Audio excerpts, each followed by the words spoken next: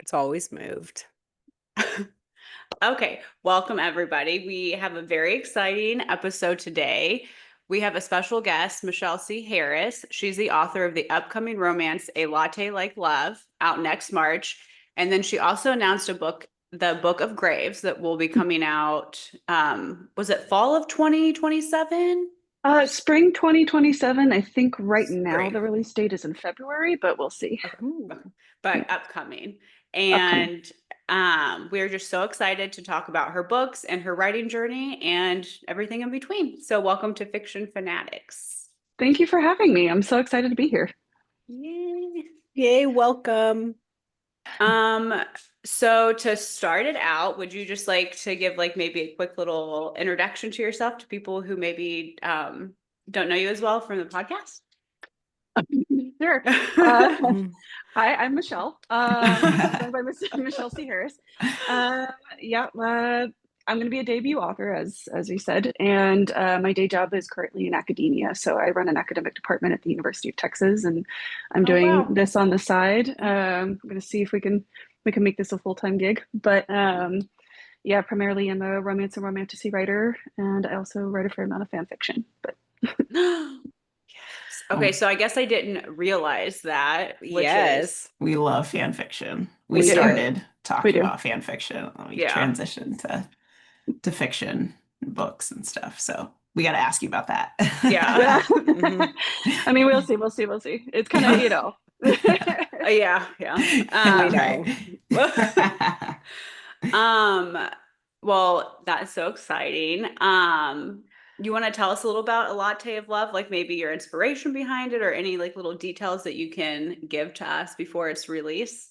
Sure. So A Latte Like Love is a love story between a barista and a broken artist.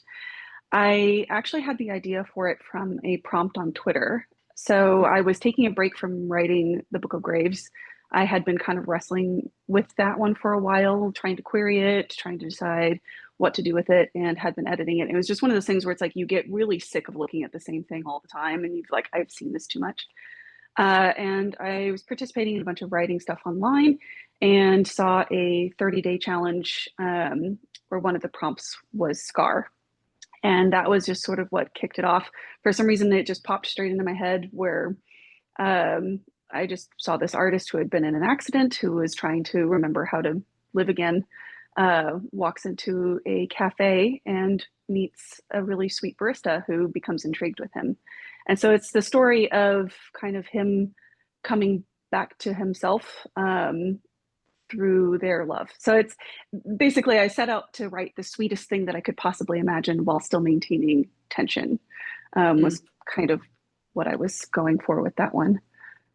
Yeah, Oh, yeah. I love that. That's cool. Yeah. Yeah, so Sounds so cute. it was, I had no idea I was going to write that. I hadn't written any contemporary before. I'd been writing romantasy prior, and just sort of went off to the races with that and wrote something that I didn't expect at all. Oh, I love when that Yeah. happens. It's like Hmm. like a best little surprise that's happening. Hmm. Mhm. Yeah. Did that help with Book of Graves then, like taking that break and writing something else and then coming back to that? It definitely did.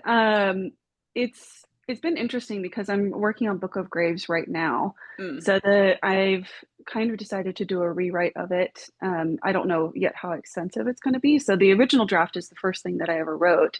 And then when I met my editor, she loved it and wanted to pick it up. And it is a series.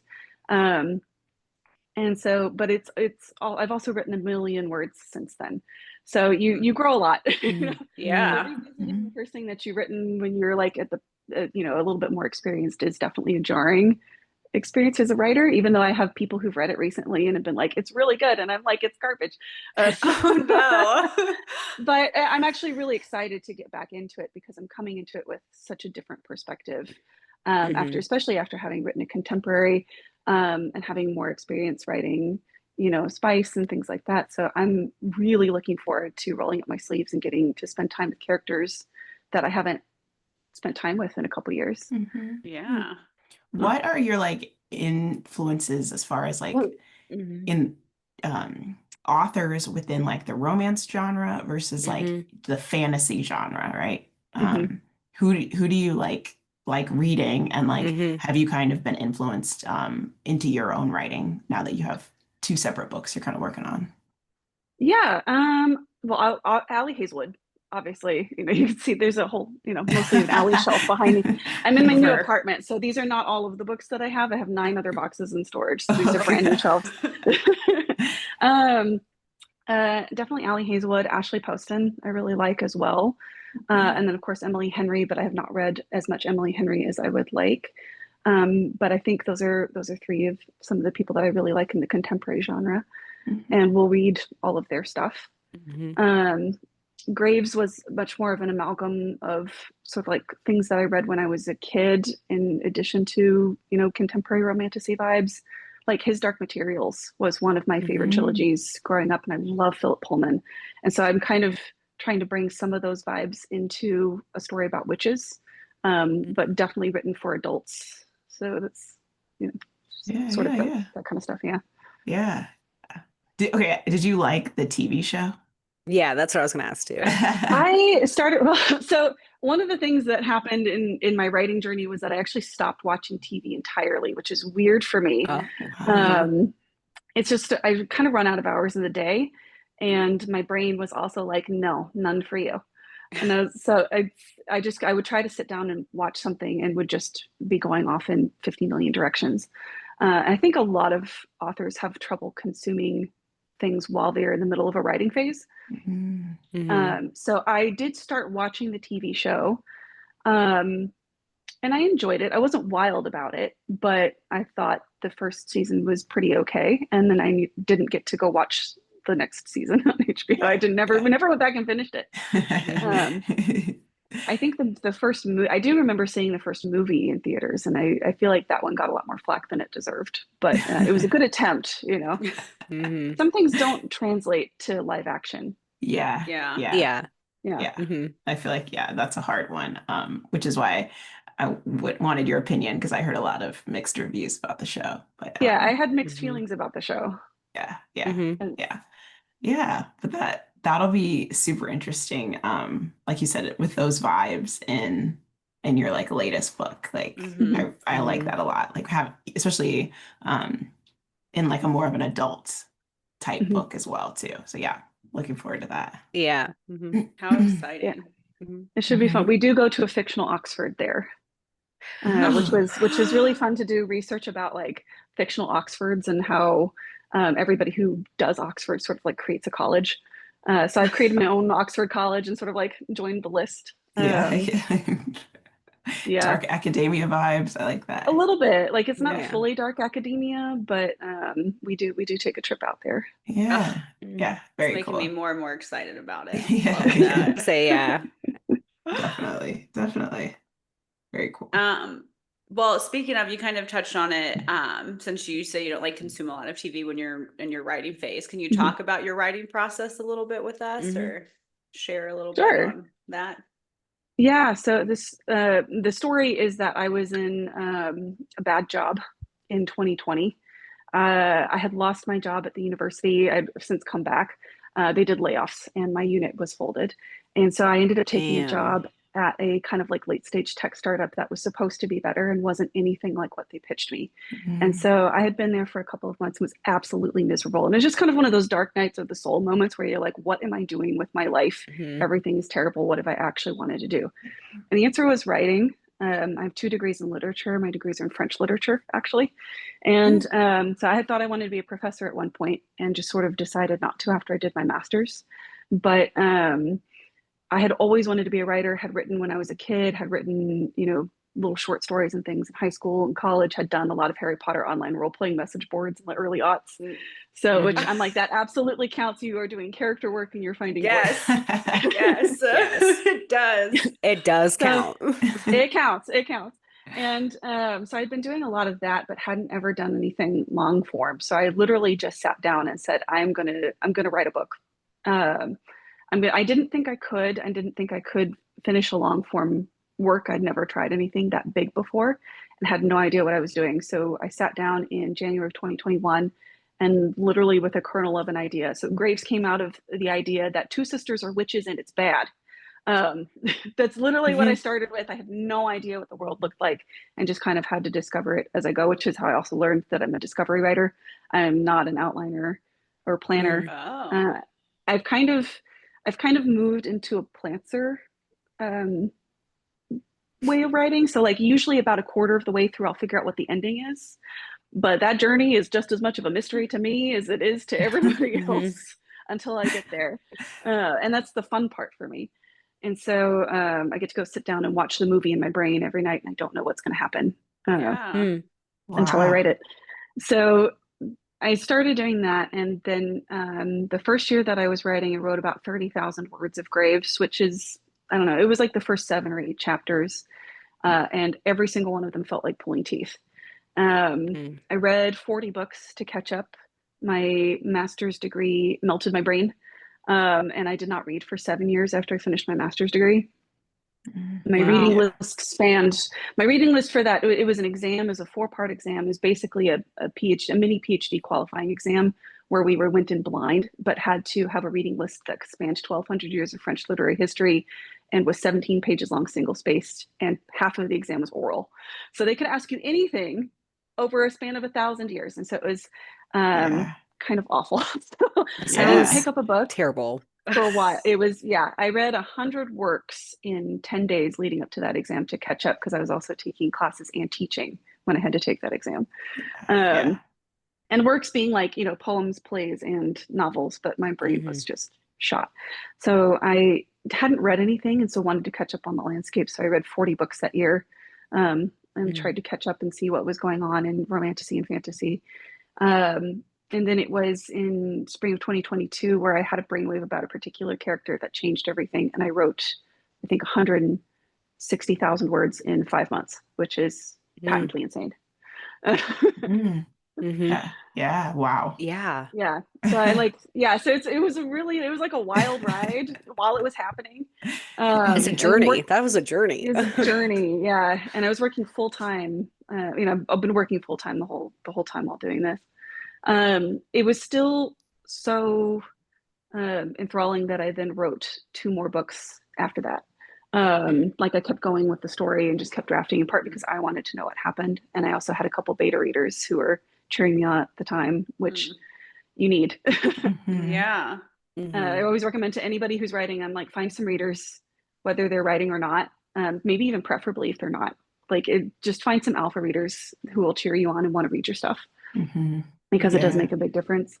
And so I spent a year writing, drafting a couple of the sequels where I thought these things might go, and while working on edits for the first book. And I tried to query in January of 2023, which didn't go well. Nobody would read my stuff. It was too long. You get told that a lot.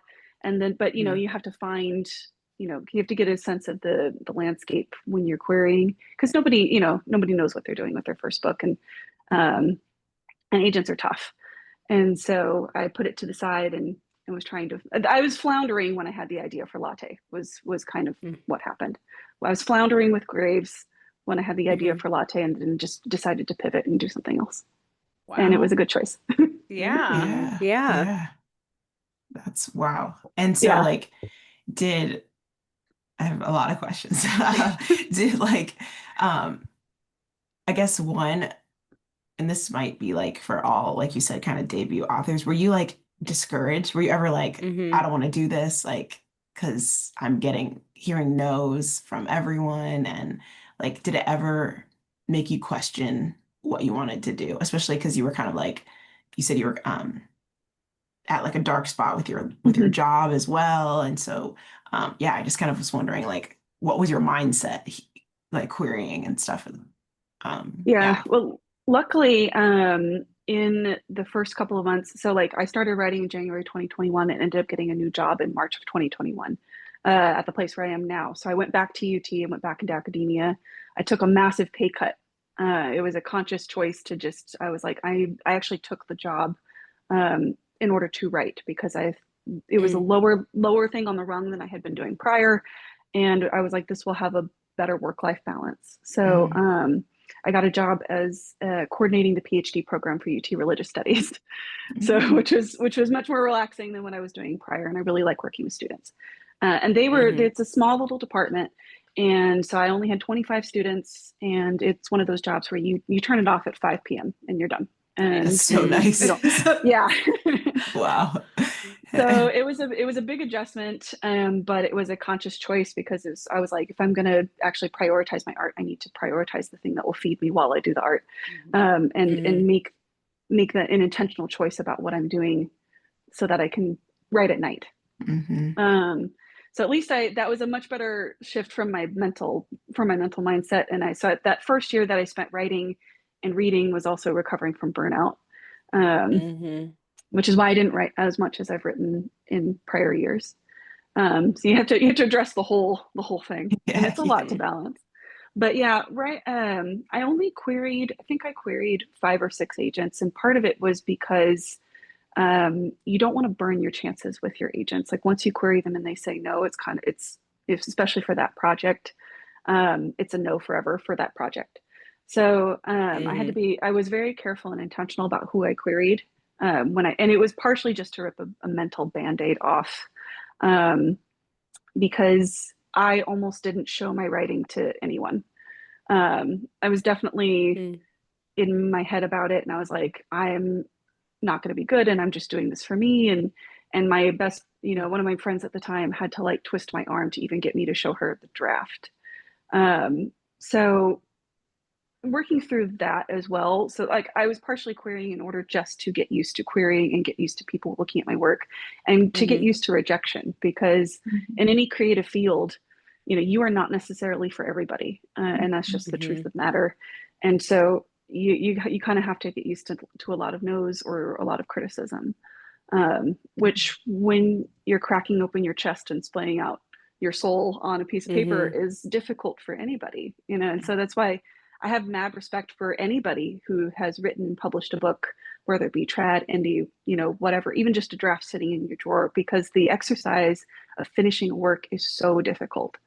And so like, who am I to judge, that work at that point, because it's so hard. So, yeah, I definitely felt, I'm my own worst critic. And I think that's the case for a lot of authors, is that like a lot of us have a little negative voice inside your head telling us you're garbage, which is why you write despite that. And it's a brave thing to do, because it's a hard thing. So I was thinking when I pivoted to Latte, I was partially feeling, I was like, I'm never going to be able to get this Graves book off the ground. Maybe it's just the book that lives in a drawer, and maybe it's just the first ones that I wrote, and maybe it'll never see the light of day. So I was kind of thinking that at the time, because a lot of writers' first books don't see the light of day. You usually have to write a solid 1,000,000 words before you figure out what you're writing, how you know what you're doing, and those first stories don't always live, and they're just kind of practice stories, and that's also okay. Yeah, not everything makes it, and but it's what you learn from it while you do it. Another thing you said that was so interesting, I didn't know, is like, so if you query like one agent, one publisher, whatever, if they say no to you, you said you can't go back to them with that particular work. Like you could come back to them like you said, with like a romance story, maybe not that fantasy, but like if they say no to that, it's done. That's shut down. Sometimes they'll say, unless it's with major revisions, and they mean that you have gone back and overhauled the story from back to front. But most of the time, if they've told you no for that project, it's a no for that project. Wow. So that's why there's all these, like, you can take classes on how to query, and they usually say to like make a list of your top agents, like your dream agents, and then on the bottom, just sort of like people who would be interested, and then you kind of like query a mix as you figure out what hits and what doesn't. Because the querying process in itself is it's both highly regimented. It's like there's so many rules, and then there's also no rules, which is why this industry is really difficult. Because like my actual story of how I got my editor and agent is completely backwards from the standard. But so I didn't adhere to any of the rules, but which is what happened. Like it does happen. But there are also a lot of rules about querying. It's like your letters have to be between, 350 and 400 words at the most. Really, they'd like to see it between, around 300, or, and it has to be in a certain format where you like give us, a paragraph about what the work is, where it's like as if you were blurbing the back of a book, and then your comps, and then like 2 sentences about yourself. Like they're highly regimented, and the way synopses are written are highly regimented, and you have to like learn the process and see, how a query letter is written is going to hit with some agents, and how it doesn't with others, and so you have to like go in cycles so that you can calibrate. It's like an iterative process for a lot of people. Wow, it's so That's interesting. so interesting. Yeah. Can you ever like, let's say you get an agent and then you like don't like them. Could you ever like switch agent? Let's say you like query with someone else and you like them more. Does that happen? Do people switch? Yeah, people do switch agents even after they've been published. So a lot of times people's first agents are not their forever agents. And so a lot of, some published authors will change agents after they've been published. And sometimes they query, or sometimes they go on referral. Which if you go on referral, it's almost a skip of a query process. Okay, yeah. Which is how I got my agent, was on a referral. So okay. Oh, that's nice. Yeah. Yeah. Wow. It's so interesting, like that people aren't in the business, and like we have no idea we just know what books are being obviously published and marketed, and like you like seeing behind the curtain has been the wildest thing, from just like coming from as a reader and then becoming an author. Like seeing how the business works is wild. I find it fascinating. So that's actually been the most fun for me, is like seeing what it is behind the curtain. Yeah. It sounds what a process. so interesting. Yeah. Sounds so interesting. Yeah.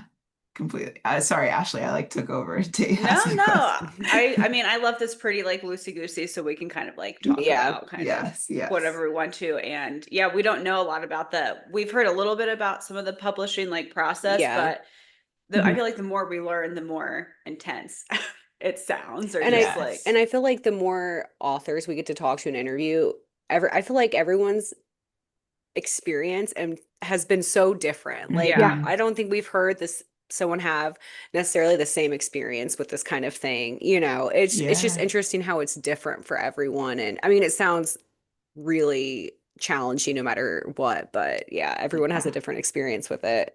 Definitely. And I guess another question for you is like, for your next book that's coming up, like, are you on like a deadline for it? Is there like a certain, I guess my general question is like, what are deadlines? Because we hear that word all the time. And how like regimented is that as far as meeting those before your book obviously has, this time frame of being published, officially?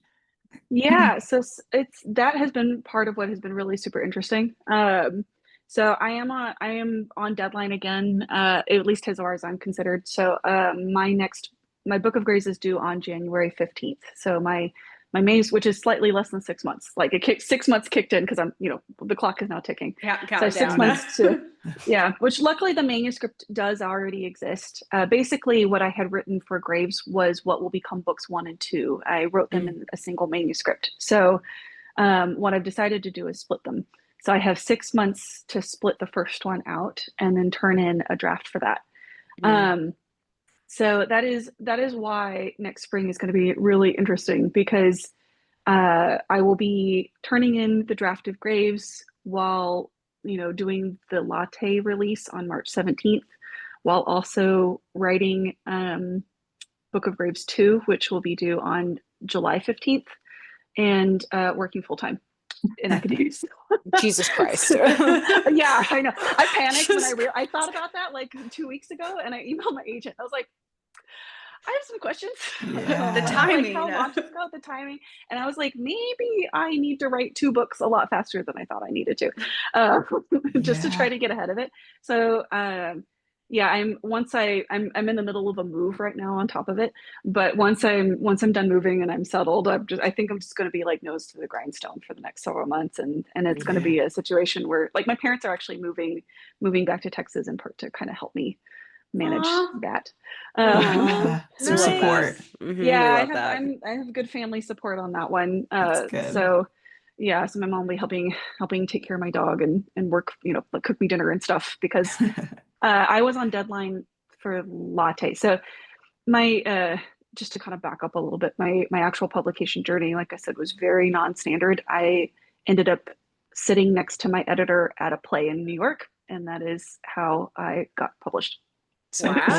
cool. That's so cool.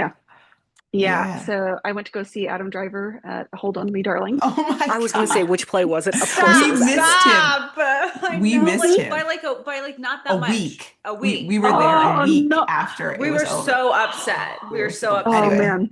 Sorry. Yeah. Go ahead. So the love of my life. Yeah, same. So the story, this is why I was like, yeah, my publishing journey is wild. And I gave an interview with my, the college that I work for, which is also my alma mater. So an interview just came out where I kind of talked about it a little bit. But it's more fun to tell the story in person. So my friends and I are all big fans of Adam Driver, found out about the play, immediately bought tickets for the first week of previews. Because it was definitely a YOLO moment. Like, was I planning to go to New York? No. Should I have done that financially? Probably not. Was it a good choice? Absolutely it was. And I would do it again 1,000-fold. Yeah. So me and 3 other friends went up to New York. We split an Airbnb in Brooklyn. We bought tickets for 2 shows because if you're going to go see Adam on stage, you go see him more than once, in my opinion. And I'm also a former theater kid. So like I wanted to see how they would be doing, because in previews is when they're still kind of working out the kinks of the show before the opening night. And so they change stuff from night to night.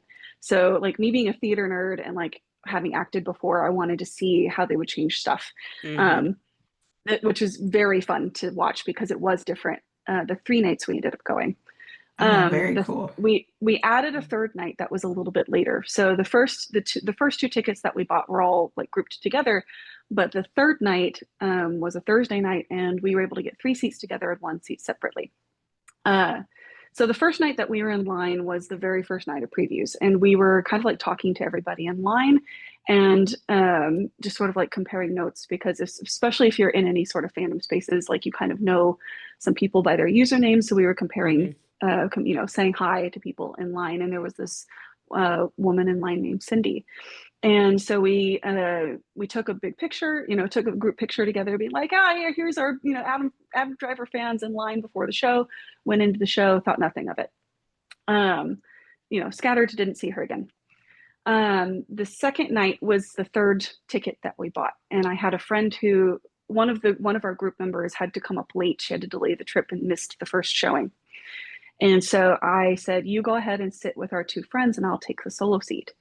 Because I was like, I saw it from the 2nd row. He strips down to his underwear and gets massaged within the first 10 minutes. So I was like, I have seen it up close from the second row. I have already ascended.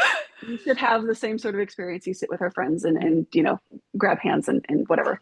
And I'll take the solo seat. And when I walked up, the woman in line, whose name was Cindy, was the one who is in the seat next to me. And I was like, oh my God, hi, you're Cindy, right? And she was like, oh yeah, what's your name again? And I was like, oh, I'm Michelle. And so we sat down and started talking. And as we were talking, I started talking about how, you start talking about life and jobs and careers and things. And I was talking about how I work in academia, but I was a writer. And then she was like, oh, I'm an editor. And I was like, oh, really? For what imprint? She goes, Berkeley. And then I started panicking because I realized that I was in New York where, publishing happens, and I'd forgotten. And then the lights went down and the show started. and so we started talking, and she wanted to see my work. And so I sent it over, and yep. So that I met my editor first. I did the entire process backwards. Thank you, Adam Driver. Thank Adam Driver. Oh my God. Thank you, Adam Driver. Thank you, Adam Driver. I went back up in December to talk to her because I ended up sending her my things, and I was like, well, this is too good. like, I'm going to meet back up with her again. I was like, I got to go back up to New York. So I ended up going back to the show another 3 times in December, because YOLO. Yeah, like booked while I was still in New York, booked an impromptu trip back a couple months later so that I could sit down and talk to her again. And so I had sent her my work and she had read it, but she didn't tell me what she thought of it. She was just like, yep, I would like to see it. Please send over your manuscripts. And so I sent them over and she was like, great, see you in December. And I was like, okay, great. Cool. I don't know what you're thinking. Like, what have I just done? Let me just panic now. And so I went back up in December. We went back to the show together, which was a really nice full circle moment. Yeah. But first we sat down and over brunch, and like as soon as we sat down, she was like, "Okay, I'm gonna get straight down to business. I want to offer you a 3-book deal." I was like, "What? Excuse me." Oh my God, that's amazing. That is incredible. This is probably the best story I've ever heard. This is probably the best publishing story I've ever heard. Yeah. I'm like, I cannot believe that it happened to me. And so it still is wild. It still feels fake, but I'm that like, could no, be a book. I was just thinking that it's a plot of a book. That's a plot. It's a plot of a book or a movie. That I was like, yeah. how did this happen? That's your next book. Right. This is right itself. Yeah. And so how I got my agent was actually also through Allie Hazelwood, which was happening in between. So once Cindy had my manuscripts, I started talking to other authors who were agented, and so I had talked to Sarah Hawley first, who works with Cindy. So my editor is Cindy Wong, and she's like the managing director of Berkeley, and that's who I sat next to at the play. That's crazy. And so I talked to Sarah Hawley because she's Sarah Hawley's editor, and Sarah was coming in for a book release for Servant of the Earth in November. And she was doing it with Allie Hazelwood at Larkinell here in the Austin area in Georgetown. And so I drove up to talk to them. And while I was talking to them at the book release, Allie put me in touch with her agent, who put me in touch with my agent. So that is how I got agented. So it's a whole thing, completely backwards, completely bonkers, not at all the norm, which is why everybody's like, oh my God, do you have any advice? And I'm like, no, in my case, I accidentally won the lottery by choosing to go to an Adam Driver play. Changed my life. Yeah, I did actually try to talk to him. So I did get to meet him in September. He took my selfie for me because my hands were shaking too bad. And I got to talk to him about how much I love Patterson, which is my favorite movie of his. Oh my gosh, that's so funny. Yeah. That's and then he was like, amazing. he's like, it's my favorite too, which just made me die. But yeah, so I tried to get to talk to him because I was like, I kind of wanted to be like, thank you. Thank you Yeah. For doing the show, because it inadvertently changed my life, and I mean nothing to you and you don't know me, but like this is a wild story. And I ended up not getting to talk to him again in December, which is kind of a bummer, but it's fine. He'll do play again, and I'll try again. Yeah, that is so wild. That's wild. It's wild. Yeah. Adam Driver bringing the right kind of people together. That's what I love to see. Yeah. Oh my gosh, I love it so much. That's amazing. Yeah. So amazing. So yeah, completely. So yeah, I'm like, I'm not an example of how you go about doing this. Yeah. The universe said we're gonna give her a wild story, and that's how that's gonna happen. So. Yeah, you definitely got to write about that. And that's such a good, like you said, movie, book. Yeah, very cool. Yeah, very so for that leads into the question about deadlines. This all happened way faster than I thought it would. When I sat down and talked to my editor, and she was like, I want this book deal, but I want these changes done. So by the time we ended up, I had to hammer at my agent. So this was in December.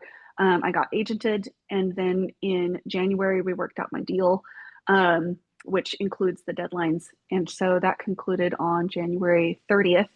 And my first deadline was April 15th. And so I had April 15th until between February 1st and April 15th, which is about 10 weeks, to redo my manuscript with the edits that she wanted to see for Latte. Which 10 weeks to redo a manuscript is not a lot of time, but it had to do with the publishing schedule. So they had a slot open for a romance, a contemporary, in spring of 2026. So that was why my initial revision period was so small, was because I had to to get in line with the publishing calendar, because they publish a certain number of contemporaries per month and a much lower number of romantices per month at Berkeley. So it depends on when they can slot you into the schedule as to what your deadlines are.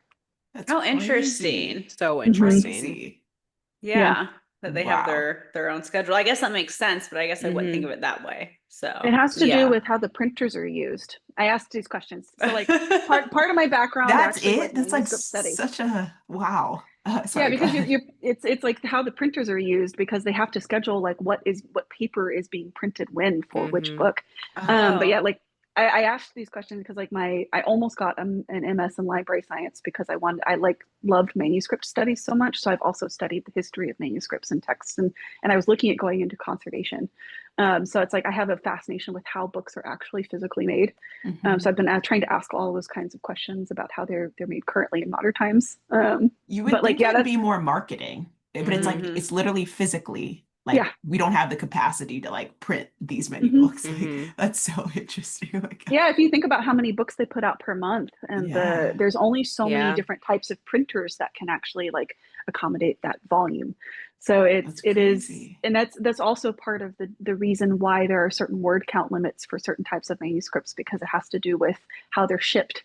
It's like shipping weight in boxes. Like the thicker a manuscript, the more it costs to ship, and the fewer you can fit in a standard box. So it's like there's all these kinds of like physical considerations. That's so it's fascinating. It's wild. Yeah.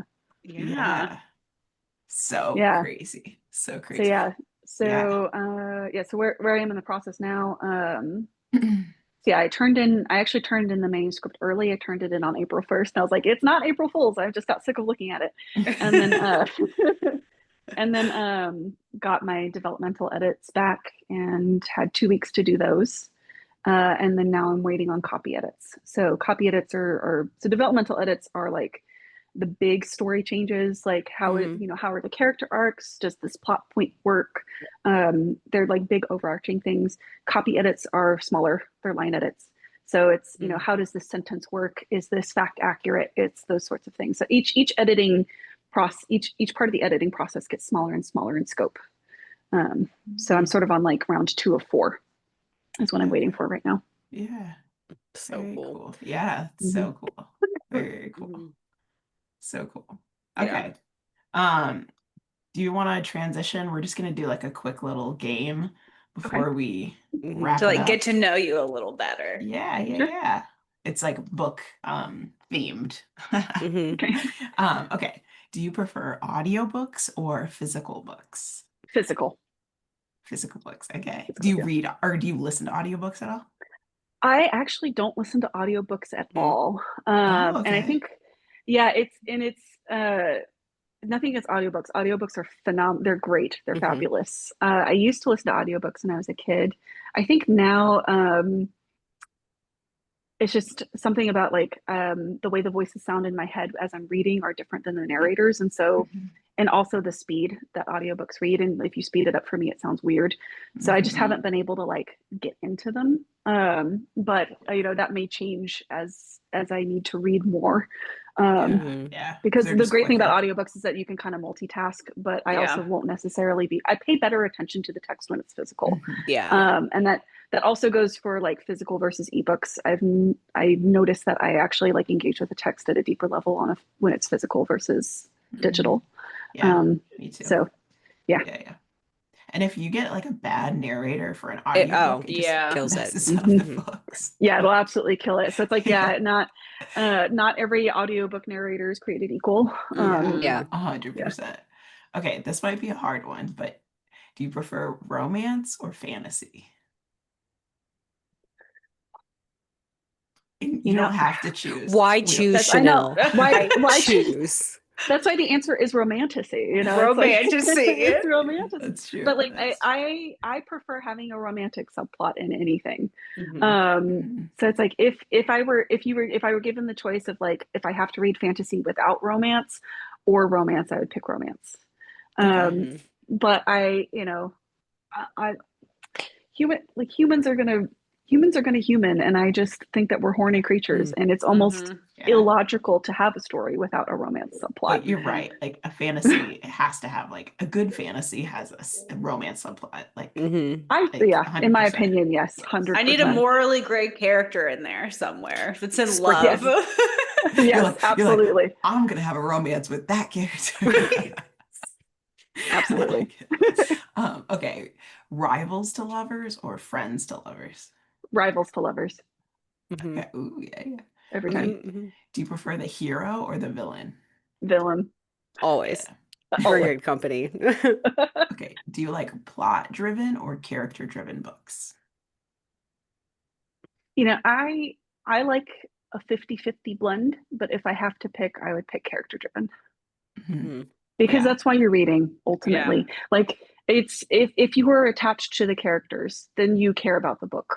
You know, like a plot without characters can't stand. You know, but characters without a plot actually can, because people are messy and it's interesting. Absolutely, 100%. Messier the better. Yes. Do you prefer writing with music or in silence? Writing with music. Okay, get a vibe. I do playlists.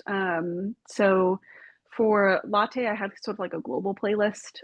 For Graves, it's a multi-POV situation. So each character has a playlist based on the vibes of that character. And I listen to that playlist as I try to get into character for that character. So I'm doing that right now to try to put myself back into the Graves groove. To try to like get back into the vibes of the stories. I've been listening to the playlist that I had made several years ago and like trying to get back into the vibes of the characters. Oh, that's cool. I like that. I love that. We used to make we haven't done it in a while, I'm not sure, but we used to always make playlists for the books that we were covering, or like the fan fictions that we were covering. I still have them on my Spotify. We used to make them all the time. Right. Yeah, we haven't did. Done that in forever. We need to do We gotta bring it back. Yeah. Okay. Do you dog ear or do you use bookmarks? Bookmarks. Okay, good. Yeah. Yeah. I don't like dog earing. You're just ruining that book. You know, don't you just die a little? I mean, like I used to be like a books should be pristine, you know, kind of person. But now I have like I don't really annotate my books, but I really appreciate the people who do, because I kind of love that physical engagement with a text. So now I used to be like very much like never dog ear, and now I'm like dog ear is kind of like it's a sign that you were like engaged with the book, like you have like physically like been in the book. So I kind of like so I don't do it, but I don't judge people who do now. You're right, because I don't do it, but when people annotate, I'm like, oh, that's so cool that they do it, but like I just don't do it. I wish I could do it. I don't really like, I'm usually going too fast to be able to annotate. Like I appreciate that annotating, like they're really like stopping to engage with the text. So like I love that for people who do it, and I would love to see people annotate my work. I think that's so cool. Like I want to know what you're thinking when you read it. But it's not a thing that I've like gravitated to myself. But I love now I love that messy engagement with the text. Like I love it when like a text has just like been destroyed because it's been so loved. You like appreciated you appreciated it, so you like got messy, you know. And I kind of dig that. Stacy used to do that for me. She would like read a book and do that, and then she'd give it to me to read. And so then it was even more special because I would read it, but then I could see like what she loved about it. I still have a couple of those books. That's I love it. I love when people do that. I was like, and then I love it even more. Yeah, like you said, a good gift. Okay, do you prefer fake dating or arranged marriage trope? Ooh, that's a tough choice. That is a tough choice, actually. It's a tough choice. They're both good in different contexts. I mean, if I had to pick, probably fake dating. But I don't know. But arranged marriage is hard to do in contemporary. So it really feels more like a distinction between a fantasy and contemporary romance, because contemporary romance is mostly fake dating. Fake dating you see less in fantasy because you'll get an arranged marriage. That's true. It's true. So that's true. A yes and both. Okay, what about slow burn or like a one night stand kind of insta love?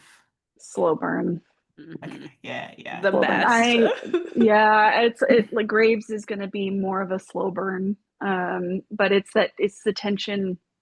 it's the tension that's so tasty and a slow burn. Tension, that's the word. That's the word. Okay, final one. Do you prefer black cat or golden retriever characters? I mean, like, Or I love both? it. I mean, I love it. I love both. I love both. I love, like, because that's just another iteration of Grumpy Sunshine. I love when the woman's a black cat and the man's a golden retriever. Yes. I have joked that I am a golden retriever dressed as a black cat. So so I kind of like appreciate both. But yeah, I don't know. I love a golden retriever man, especially when you don't think he's a golden retriever. Yeah.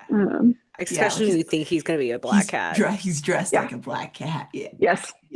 That is. Yes. Right. That's what it is. I love a golden retriever in the guise of black cat. Yeah. You're right. You need to write that. I probably Chanel's like making a list. Can you write that next?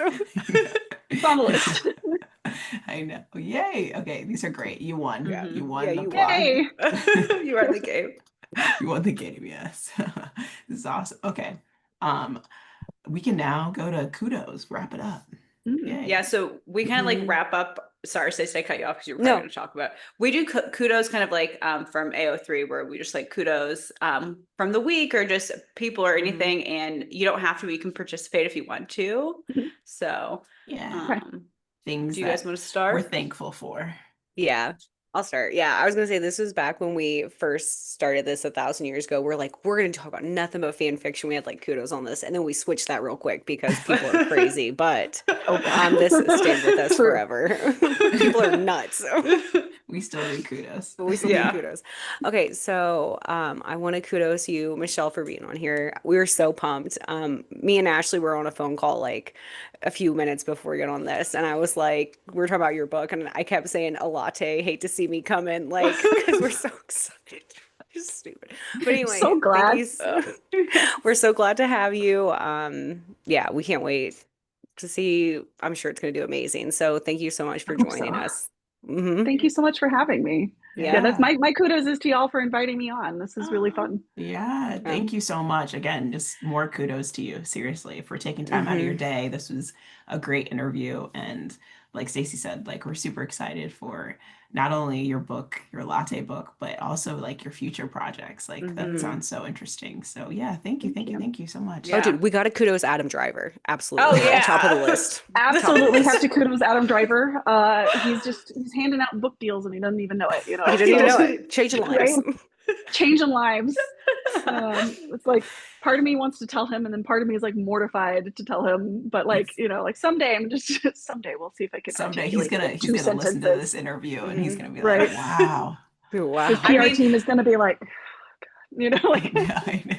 I don't know him at all, but I just feel like he would love this. He'd be just so honored by it. So I think he'd love all of us too. Like we would be friends. I think what he would like is that his art is be getting more art. That's what I think he would like. Yes, exactly. Very true. Exactly. Very true. I mean, like, The Love Hypothesis is now going to be a movie, and he's a direct influence. The casting. The casting is so good. So good. So yeah, he's been an inspiration for a long time. For a lot of things. For a lot of things. You know, he's the blueprint. He's a man written by a woman in many iterations now. So like, which is a great thing about him. Yeah, very true. Very versatile. Yeah. Yes. Well, obviously my kudos is for you because you're amazing and this has been so much fun. And everybody needs to check out Latte of look, I'm gonna say it wrong now. Dude, she was straight up gonna say a latte, hate to see me coming. I swear to God, that's what she was gonna say. I can feel it. But check out a Latte Like Love, and then Book of Graves that'll be coming out 2027. So very exciting things happening. Can't wait. Yay. Thank you. Stacey, you want to lead us out? Yeah. Thanks for listening, nerds. We're so excited for you to listen to this episode, and make sure you read what you like.